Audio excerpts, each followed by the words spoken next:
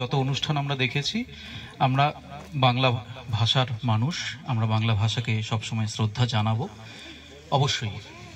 কিন্তু আমরা যে অঞ্চলে থাকি সেই অঞ্চলে এতগুলো ভাষার মানুষ থাকে, তাদের সাথে আমাদের যে একটা বন্ধন, সেই বন্ধনের মাধ্যম হলো ভাষা।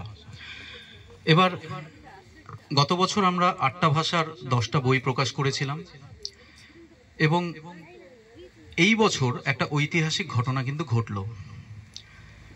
আমার পাশে দাঁড়িয়ে রয়েছে দুলিকা খাড়িয়া আর মালা খাড়িয়া। তারা এবং তাদের যে কর্মজীবন সমস্ত কিছু সামলে কবিতা চর্চায় এগিয়ে এসেছে, সাহিত্য চর্চায় এগিয়ে এসেছে।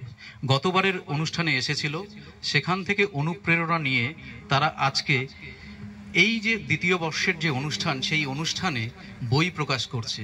প্রথম উত্তরবঙ্গের 2 মহিলা সাদ্রী কবি, তাদের বই প্রকাশিত হলো আজকের। করতালিটা মনে হয় প্রাপ্য।